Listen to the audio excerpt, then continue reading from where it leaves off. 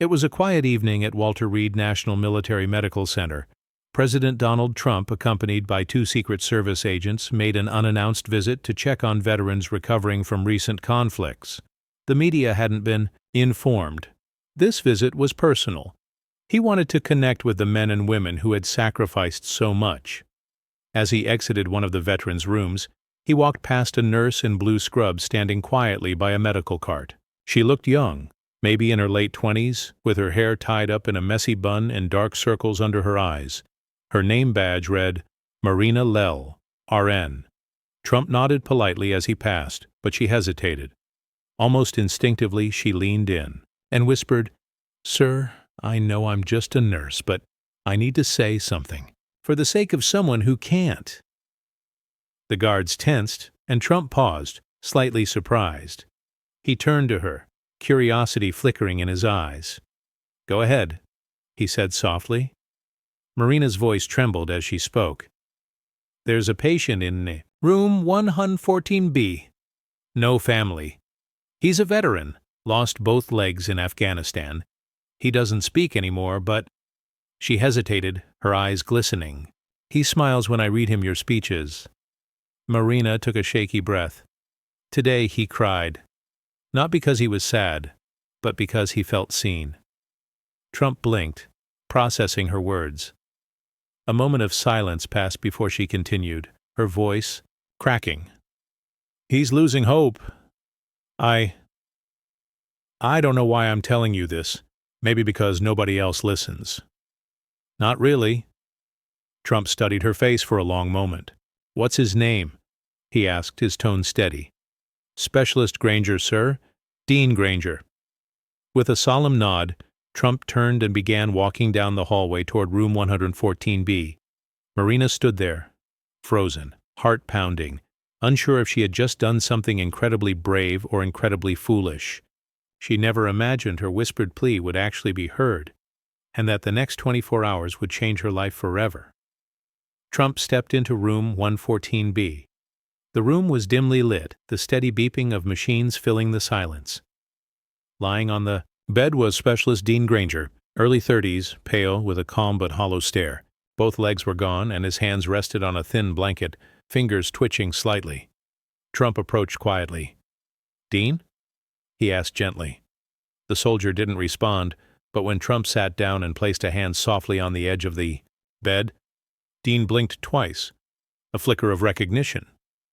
Marina had followed to the doorway, watching silently. She mouthed the words, "He understands." Trump cleared his throat, his voice steady but sincere. "I was told you served in Afghanistan. You gave this country everything, and I want you to know it hasn't gone unnoticed." Dean's eyes glistened with tears, a shimmer of emotion breaking through his stoic expression. Trump's gaze drifted to a journal resting on the bedside table. Its pages were filled with handwritten words. Not Dean's, but someone else's. Nurse's, perhaps. Little notes were scribbled in neat handwriting, reminders like, "Read Lincoln's speech tomorrow," and "Smile today." It was more than just a journal, it was a lifeline. Gettysburg Address today played Johnny Cash. One entry caught Trump's eye. He smiled when I read Trump's 4th of July speech. It was followed by a simple note. He raised thumb. At the bottom, it was signed, Mir Lell. Trump looked over at the soldier, his expression softening. "That nurse of yours, Marina, she told me everything. She says you're a fighter. I believe her." Dean closed his eyes, a single tear escaping and rolling down his cheek. Without a word, Trump reached into his coat pocket, pulled out the American flag pin from his lapel, and gently placed it on the table beside Dean. Marina, standing quietly in the doorway, wiped her eyes, stunned. She had never seen Dean react like that before, never seen that kind of connection spark in his eyes. As Trump stood up to leave, he turned to Marina and said softly, "You did the right thing." She didn't know it then, but something far bigger had just been set in motion. That night, after his visit, Trump couldn't sleep.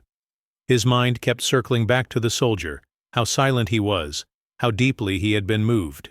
But what lingered most was Marina, the way she spoke, Not for recognition or fame, but simply to give a voice to someone who couldn't speak for himself. Something had changed, and neither of them knew just how far it would go. The next morning, before returning to the White House, Trump requested the full file on Specialist Dean Granger. His chief of staff handed him a folder, and inside was a letter written by Dean before he lost his speech due to trauma. It read, "If I go silent, let someone speak for me. If I can't stand, let someone stand beside me. If I lose everything, please remind me I still matter." Trump stared at the letter for a long moment before asking, "Do we have her name?" "The nurse." His chief of staff nodded. "Yes, Marina Lell. She's been at Walter Reed for 3 years, lives alone, and volunteers at the Veterans Shelter on weekends." Trump nodded thoughtfully. "I want to do something for her." He quietly made a call, then another. By lunchtime, 3 people in Washington were already working to gather more about Marina's story, preparing to honor her kindness, not exploit it.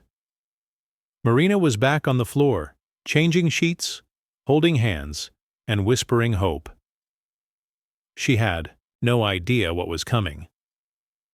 The next morning at Walter Reed began like any other.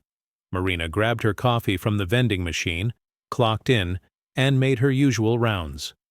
She paused outside room 114B to check on Specialist Granger. He was awake, his eyes focused and more alert than she had ever seen. "Good morning, soldier," she said cheerfully. Dean blinked, then slowly lifted his hand and gave her a thumbs up. She gasped. "That's the strongest move I've seen from you yet." He held it there for a moment longer, then pointed toward the table. There was a note, not his. It simply read, "Thank you for being his voice. DT, you matter. Keep fighting." DT. Her hands trembled. That couldn't be, could it? Suddenly, a call came over the hospital intercom. "Nurse Marina Lell, please report to administration." She looked around, confused. "Did someone report me?" As she walked down the corridor, she noticed people staring, staff whispering. One doctor even gave her a knowing smile. When she entered the admin office, a woman in a dark suit greeted her. "Miss Lell, I'm with the office of the president. May we talk?" Marina's heart skipped. "Is this about yesterday?" The woman smiled warmly. "Let's just say your whisper was heard." By 10 a.m., news vans were already parked outside the hospital, but not for a scandal. They were there for something far more rare, a quiet nurse whose simple act of kindness had sparked something extraordinary. By noon, headlines across social media blazed with her name, celebrating the whisper that reached the highest office in the land. Nurse's whisper to President moves a nation. Trump meets silent veteran and the nurse who spoke for him. Marina stared at the screen in disbelief. She hadn't spoken to a single reporter. Her hands shook as she turned off her phone. She wanted to hide, but patience needed her. Down the hall, Dean Granger had visitors, a team from the veterans. Outreach department arrived with gifts, fresh linens, and a promise. "The president asked us to make sure this man gets everything he needs." Marina watched from the doorway, overwhelmed. One of them turned to her. "You're Marina?" he asked. "He asked about you, too." Back in the break room, she found a letter on the table, printed on White House stationery. "Marina, sometimes the quietest voices carry the most truth. Thank you for being a soldier for the voiceless. Tomorrow, I'm telling America your story, with your permission. DJT." Marina sat down, and the tears came suddenly. Tears of exhaustion, gratitude, and disbelief. No one had ever thanked her like that. She had become a nurse because her older brother, a Marine, died when she was 16. She couldn't save him, but she could fight for others. Marina never sought attention, but now the world was watching, and deep down, she realized this wasn't about her at all. She walked out of the break room, still trembling from the letter in her hands, and glanced at a photo of her brother, Nathan Lell, a Marine killed in Fallujah at 22. "I wish you could see this, Nate," she whispered. That night, reporters waited outside her apartment, bombarding her with questions about meeting the president and reading his speeches to a veteran. She froze, but her elderly neighbor, Mrs. Nari, stepped in, defending her. "This girl helped my husband walk again after a stroke. Let her rest." Marina finally made it inside, sitting quietly for an hour before receiving a message from the White House. "You don't have to speak to the press." Marina's phone buzzed with a message from the White House. "We'll respect your wishes, but the story is already spreading for all the right reasons." Attached was a video of Trump addressing veterans, where he spoke of her. This nurse, Marina Lel, spoke not for herself but for a man who could no longer speak. Her whisper carried a wounded soldier's truth. "She reminded me that service doesn't end on the battlefield. Sometimes it wears scrubs." Tears streamed down Marina's face. She hadn't just been heard. She had become a voice for others, like her. The next morning, her hospital was overwhelmed with calls from families, foundations, and media outlets wanting to know more about the whisper that had shaken the room. Walter Reed's director called her in, asking if she'd be comfortable doing an interview with a journalist who was a veteran herself. Marina, nervous and not wanting fame, glanced at Dean's thumbprint, the letter from Trump, and her brother's photo. With a deep breath, she nodded. "If it helps other nurses or veterans like Dean, I'll do it," Marina had said. That afternoon, she met with Naomi Brooks, a retired Army captain and CBS correspondent. Naomi was warm, grounded, and gentle. "We'll talk like friends. No makeup, no crew, just you and me," she said. The camera rolled, and Marina began, "I became a nurse because I wanted to help those who come back broken. Not all wounds bleed." She told Dean's story, how he hadn't spoken in months, how reading speeches brought him peace, and how that one whisper wasn't about politics, but about pain, about someone being forgotten. "I didn't think the president would stop. I just had to try." Naomi asked, "And what did he say?" Marina smiled faintly. "He asked for Dean's name. That's when I knew he really heard me." The interview lasted 12 minutes. By nightfall, it had reached over 4 million views. At Walter Reed, Dean Granger's room had changed. Posters were up, cards taped to the wall, messages from strangers. "Keep fighting, Dean. You are not forgotten. We heard your nurse. Now we hear you." Dean couldn't speak, but something inside him was shifting. He became more engaged, more expressive. On a quiet Wednesday morning, Marina entered his room to find a small crowd. 2 therapists and 1 senior nurse. "Watch this," one of the therapists said. Dean was sitting up with effort, his arms shaking, but he reached for a parallel bar fixed near his bed. Slowly, with a harness supporting him, he pulled himself to a standing position. His teeth gritted. In concentration, and he stood. Marina gasped. He gave her a look filled with pure determination, then slowly lifted his hand and— Dean saluted, and the therapists cheered. Marina covered her mouth, her eyes flooded with emotion. Someone captured the moment on video, and within hours it was everywhere. Veteran stands for the first time in 2 years after nurse whispers to Trump. Even the president reposted it, writing, "This is what hope looks like." "Proud of you, Dean. Proud of you, Nurse Marina." For the first time in a long time, America wasn't arguing. They were watching something real. That night, Marina returned home to find a letter in her mailbox. No address, just her name. The envelope was covered in crayon hearts. Inside was a handwritten note from a little girl named Ellie. "Dear Nurse Marina, my daddy can't talk because of the war. I read your story to him and he smiled. Thank you for being brave. I want to be a nurse, too." Attached was a drawing of a nurse holding hands with a soldier and a tiny girl watching with a heart above her head. Marina sat on her couch and cried. That night, she posted, "The weight of quiet courage." Marina stood in the back of the auditorium, unsure of what was happening, until she saw the flags and cameras. She thought it was just another staff meeting.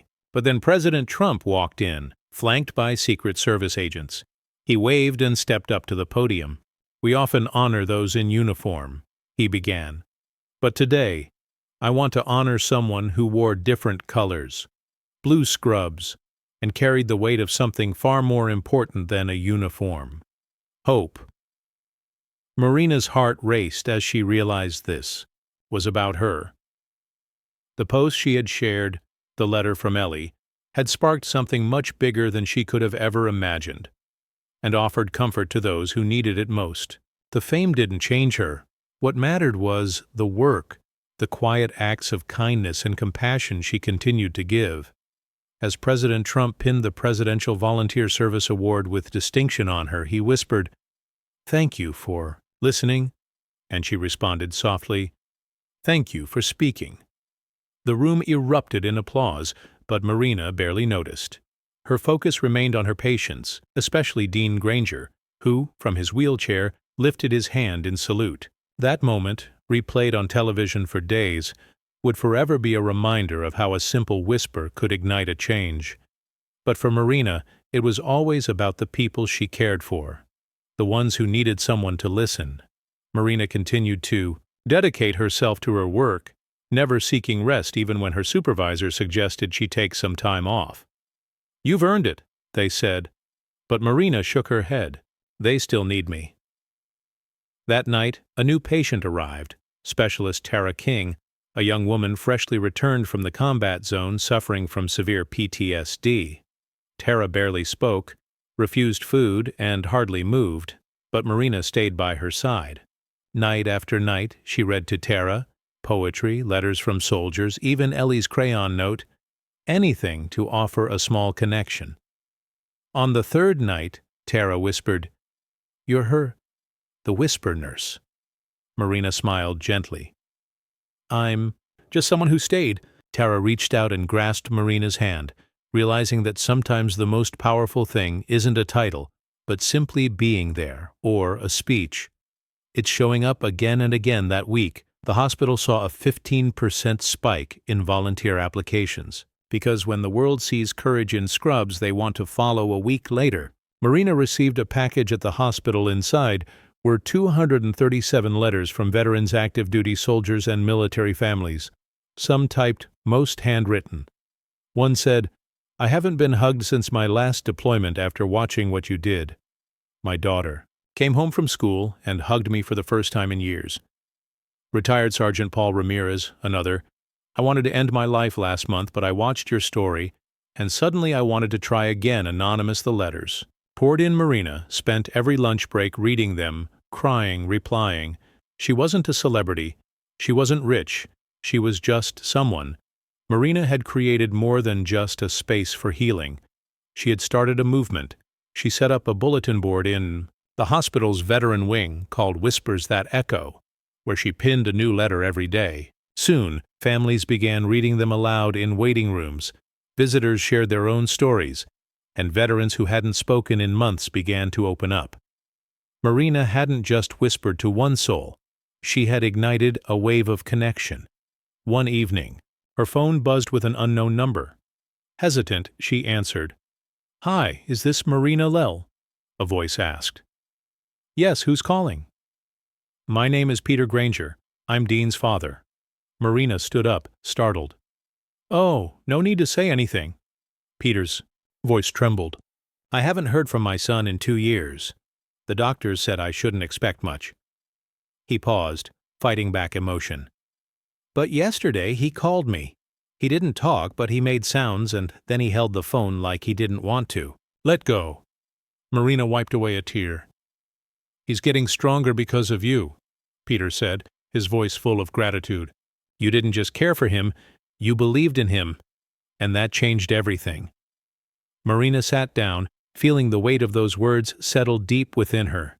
No award, no camera, no speech could touch her heart like that one phone call. Dean was finding his way back, not alone but with someone beside him.